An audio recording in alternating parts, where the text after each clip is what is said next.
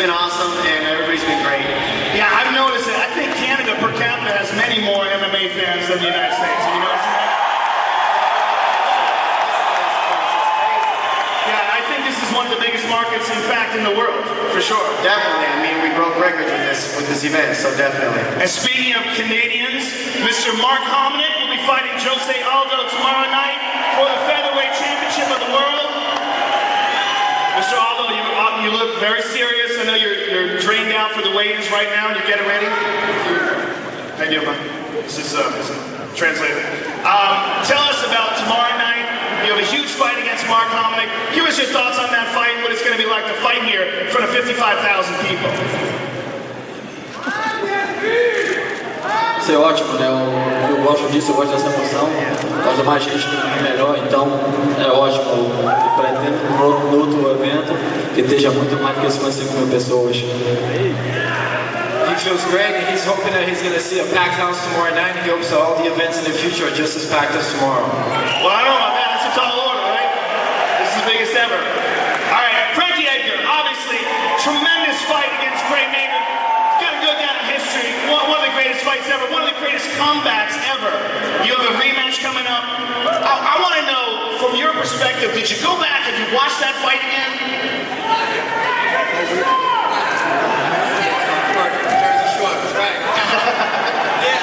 That's the real Jersey Shore, not that bullshit on TV. It's Tom's River, bitch. Recognize.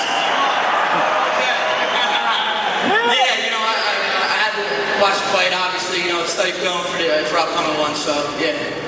But the first round, watching it yourself, were you amazed that you got through that first round? That was one of the most incredible displays of determination and willpower I've ever seen in any fight. You got knocked out. How many times did you get knocked out? Quite a bit. I don't like to count. A lot. You came back and you won the second round. Phenomenal. Just a phenomenal display. And in a lot of people's eyes, you won all the rounds after that as well. An incredible performance and an incredible fight. Going back over it, seeing it again, give us your thoughts on the whole event. Yeah, you know, when I was in there, obviously, you take those big shots in the first round. I really didn't realize what I went through. I didn't realize how I came back. You know, my team kept saying, dude, just wait till you see the fight, wait till you see the fight. So I went home, watched the fight, and, you know, I was proud of my performance, proud of my perseverance. And, you know, it just goes to show that no matter what's thrown at me, I feel I can get through it. So I think it's just helped my confidence that much more. It was an amazing performance. Do you remember the second round? Do you remember being in the fight, going into the second round, knowing when you'd been through the first, or was it a blank? I was playing on instinct. I'm lucky to have a good corner because they really got me to the fight. Amazing, amazing performance. And I can't wait for the rematch, which is the 29th, May 28th. May 28th in Vegas. Going to be an insane fight. I can't wait to see it. Mr. St-Pierre.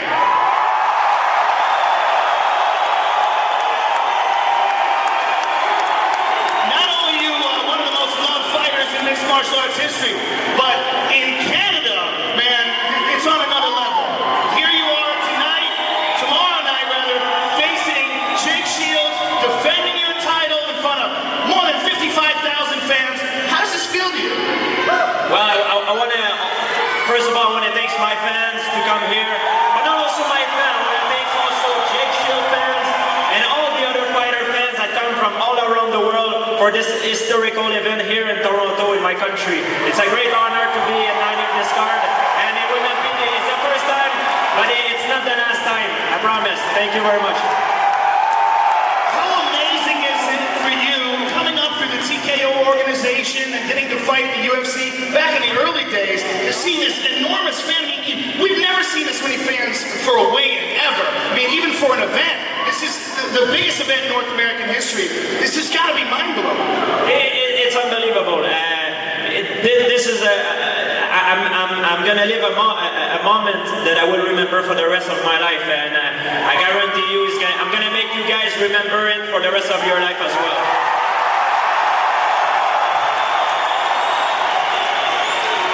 Now, Jake Shields as a challenger presents some very interesting problems, namely his jiu-jitsu and his wrestling. How is this fight, how is training for this fight been different than any of your previous fights? I brought a different training partner in. Jake Shield is the guy that I wanted to fight for years. He's the most dangerous guy that I've fought in my entire career. I consider him, Jake Shield is a champion. Yeah, he's like 5-time champion in different organizations, in different weight class, something that I never done before. And I consider him like the best. I want to be the one that stopped the great Jake Shield. So tomorrow is for the UFC title. This belt doesn't longer belong to me. It's gonna be there. The winner of this fight, Jake Shield or myself, will take the belt back home. Thank you. We're going to go back to George in a moment. Jose Aldo has to do some medical stuff, so he's going to go backstage. Please thank Mr. Aldo. We will be seeing him at the weigh-ins later.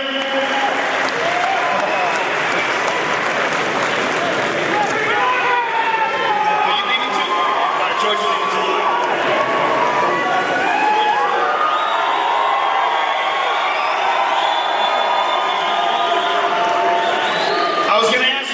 Question about the man sitting to his right.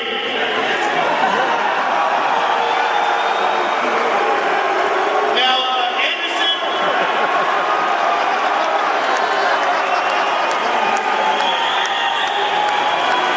There's been a lot of talk back and forth. You have a fight coming up in Rio against Yushin Okami. Tem muita conversa aí do que você vai estar lutando em fim de agosto. And of course, the winner Jake Shields and George St-Pierre, the speculation is that the winner of your fight will fight in a super fight against the winner of tomorrow's fight. How do you feel about possibly facing George St-Pierre in the future? First time, welcome ladies and gentlemen, thanks for coming, all the people here.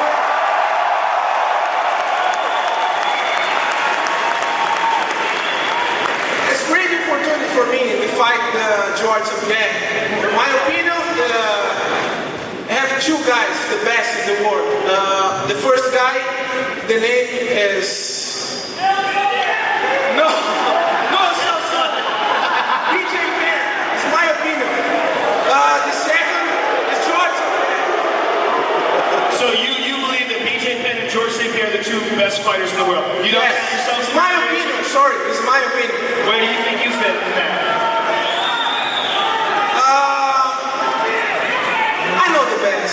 I'm staying here, but this guy is the best in the world. I'm staying here for my work. That's it. Now, Anderson, you're 36 years old, and at this point, you start to wonder when the end of your career will be, when you decide to call it a night. Do you think that we may be seeing the last couple of fights in your career?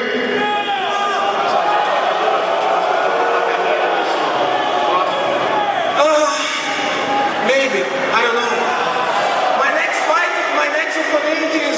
Okami is the great opportunity for me in Brazil. It's the great opportunity for Okami. This time, all the people in Japan have problem. It's the great opportunity for Japan. Now, you were coming off a spectacular performance against Vitor Belfort, and amazing performance, but one of the things that shocked me is what Vitor said about the fight is that he thought that it was a lucky kick. How did you feel about that? First of all, I disagree with the whole idea of any lucky punch or kick. If you mean to punch somebody, you punch them, but how's that lucky, right? Now, you meant to kick him in the face, you obviously did. How do you feel about him saying that he thinks it was lucky? Sente o Vitor falando que esse golpe que entrou foi golpe de sorte. I trained hard for a long time. I trained hard for a long time. I trained for all the fight, for all my fighters. I respect all the fights in the world. I respect these guys in here. I stay here for a long time. Vitor no respect me. Vitor no respect nothing. That's it. Speaking of a guy who doesn't respect anything, let's go back to the Chael Sonnen fight, because that's a very interesting fight. There was so much trash talk during that fight. Coming into the 5th round, most of the judges had you losing every single round.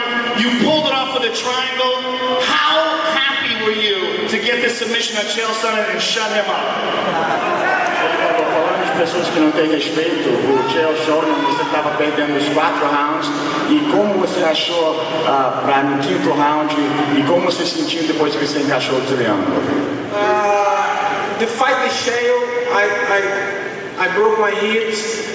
But I talked to my master, Rodrigo Nogueira, and, hey, master, I finished the fight. I put in the guy in the ground, I finished. This is for despite the finish, the shell solid, this is for my family, the Team Nogueira. I'm the black belt, I'm all the time, I respect my coach, I respect my family. Now, you are, in many people's opinion, the top pound-for-pound fighter in the world. You have fought twice at 205 pounds, and there has been talk of a potential possible super fight with another man, the man to your right, Mr. John Jones, the UFC light heavyweight champion. What are your thoughts about possibly fighting at 205 again?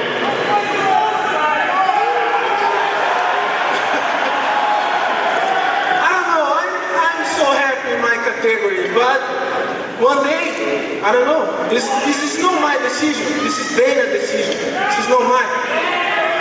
Speaking of Mr. Jones, one of the most meteoric rises in the history of the sport, one of the most promising athletes the sport has ever seen. What is it like right now to be John Jones? I mean, you've been fighting in MMA for 3 years. You're the champion. I mean, this has got to be a wild ride. Yeah, I'm just having fun with the whole thing. It's a really exciting time in my life. Just took my first MMA class 3 years ago, and now I'm sitting here talking to all you guys. It's a real blessing, and it's a testament to hard work and patience and persistence. Anything can happen, I'll tell you. Well, it's definitely a testament to hard work. Your whole career, you've been a wrestler since you were a young boy, and you've always had amazing talent in that, but it really is incredible a transition in 3 years to being an MMA champion. I mean, does it feel real to you? What does this feel like? Does this feel like a dream? What is this like? Hey, is this real, guys? Can you guys let me know? Yeah, it's exciting. It's exciting. It's really, really mind-blowing, and sometimes I just have to step back and just look at life and how it's going, and I'm just grateful for the whole thing, and I definitely don't take it for granted. And I'll do my best to keep this belt forever. Now, you were slated to face Rashad Evans in your first title defense, but unfortunately you have an injury. Tell us about that and tell us what's going on. Okay, yeah, so I have my very small tears in my right hand between my thumb and my pointer finger. And it's been happening since I was a college wrestler. And, it happens like once a year, and it takes a long time for it to heal. And, eventually it starts feeling better again, and I get back to the drawing board. Now that, I'm a pro athlete and the champion of the world, I have very smart, educated people in my life that advise me to get medical treatment, just get it over with once and for all. They said that, after the surgery, it'll never happen again, and I'll be an even better fighter. So I'm just thinking about the future, because I am very young and I have many years left. So I do want to apologize to you guys, for the delay in the fight. And trust me, I'll make it work. You guys about the wait.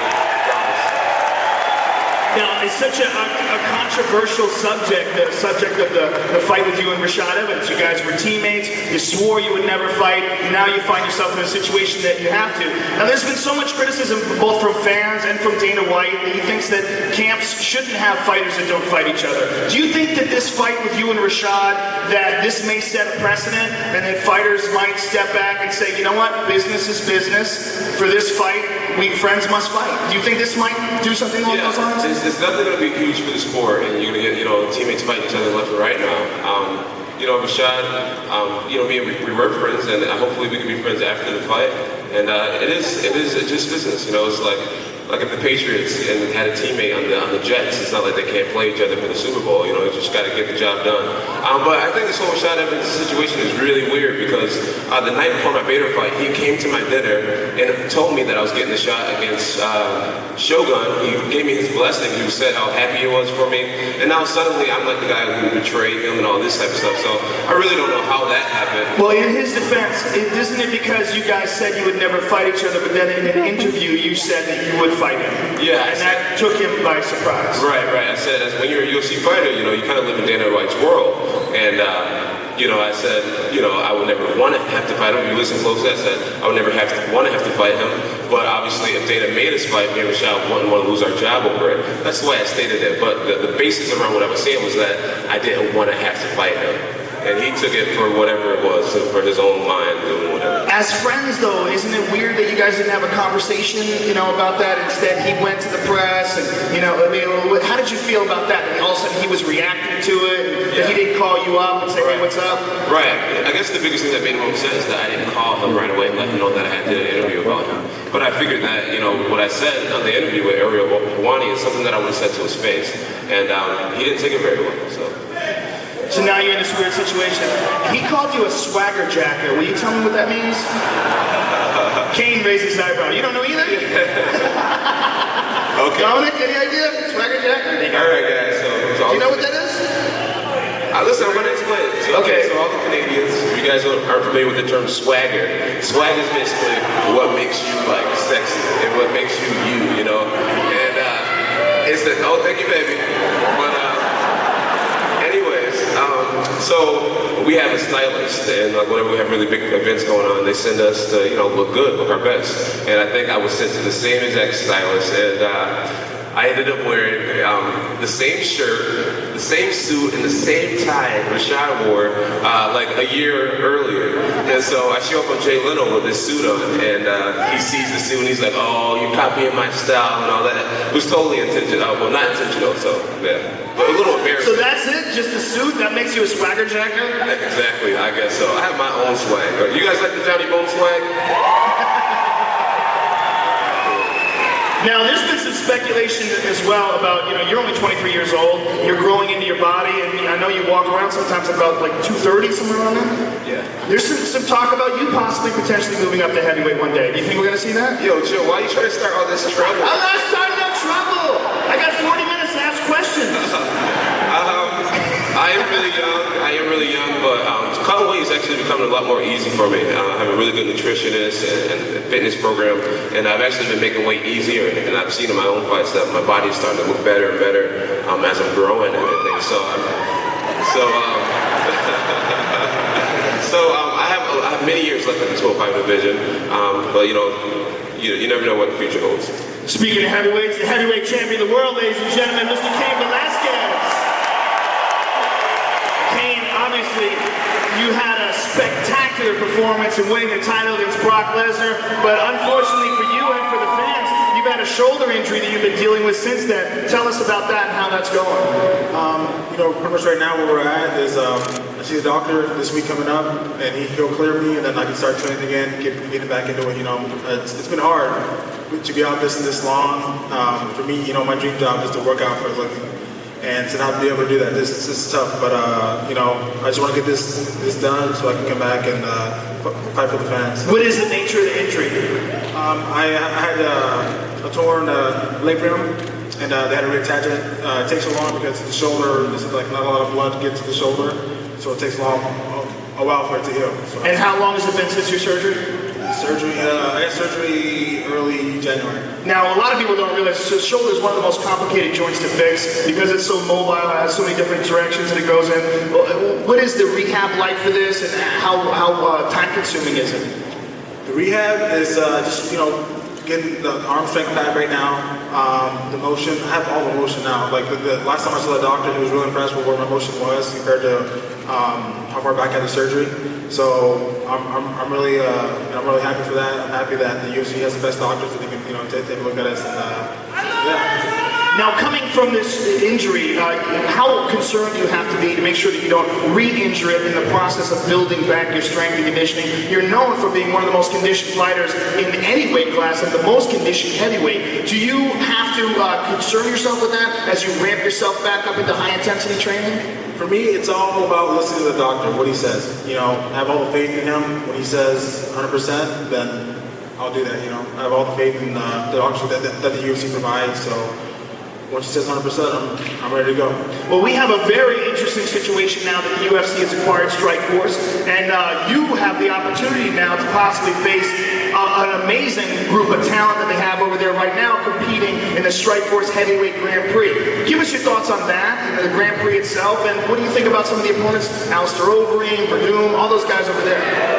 All those guys are great, you know, top level guys. I'm glad that the UFC finally, you know, can lay down the road, mesh everybody together, so the fans and me, you know, can have a true #1 champion.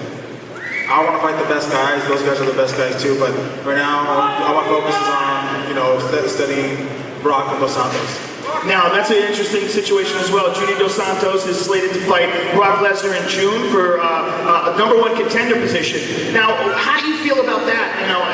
Having just taken care of Brock Lesnar so easily, and then Brock Lesnar facing Dos Santos, if he wins, gets another shot at your title. The kind of competitor that he is, you're always going to get a better guy, a better Brock Lesnar. He's going to keep improving, just like all these guys are. Everybody in the sport is going to keep evolving. The sport is going to keep evolving, so you can never take anybody lightly at all. Never. Do you have any other, do you feel like any additional weight on your shoulders, being that you're not just the first Mexican heavyweight champion in MMA, you're the first Mexican heavyweight champion in all of combat sports, and that is a huge, huge accomplishment for such a fight fan community. What is that like? No pressure at all, my job is simple. It's to go out and train and go out and win. That's all I think about. I don't listen to the hype. You can't buy into the hype. I don't listen to people say whether it's good or bad, or whether it's good or bad. I just gotta do my job. I gotta keep improving, keep training. Now, speaking of exciting and incredible fights that are upcoming, you're facing Uriah Faber upcoming for your title, the 135-pound title of the world. Give us your thoughts on that fight. You guys have fought previously. He caught you in a guillotine in the first round. What do you think is going to be different about this fight? Give us your thoughts about Uriah as your opponent. Me and Uriah have had our differences. I don't think it's really a secret. He's done a lot of videos on YouTube and whatnot. That kind of made me a little angry, and I've said some stuff about him that's made him a little angry. And we pretty much can't wait to punch each other in the face is what it comes down to. And it's going to be a great fight for the fans, the bottom line, Well, you have improved dramatically since that fight. It was about 5 years ago, that fight? 4 years ago. And Uriah has as well. What do you think is the difference between you from back then when you fought him and you now? Well, everything, in my opinion. I think I've improved everywhere. That was my first fight in the WEC, and that was the first time I ever had a training camp ever in my career before that fight. No excuses. He beat me fair and square. Bottom line is I want to go back and get that loss back because I haven't lost since. And that's the guy to beat in my weight class right now because a lot of people think that he beat me so he could beat me again, and I want to prove that he can. And really, the only people he's lost to have outstruck him, and he couldn't take him down. And you know what? He's not going to take me down, and he can't outstrike me. So I'm excited for the fight. One of the most exciting weight classes in the sport, folks. 135 pounds. Very, very exciting fight. Speaking of exciting weight classes, now the lightweight division of the WEC has entered into the UFC, and of course with the acquisition of Strikeforce, there's also opportunities to fight guys like Gilbert Melendez, Shinya Aoki. Tell us, Frankie, how you feel being the UFC lightweight champion and seeing all these awesome potential fights on the horizon for you. Yeah, I think 55-pound division was influenced most by the acquisition of Strikeforce and the merger of WC, and especially being the champion. To have all these guys that are on top of the heap that I couldn't fight before that I possibly can is just, it's exciting. It definitely gives you more motivation in the gym. I still think there's a long list of guys that are in the UFC that were in the UFC that are still contenders as well. So I don't think I'm going to run out of opponents. But when it comes to opponents in the Strikeforce division that people are interested in seeing you fight, one comes to mind, and that is Kung Lee.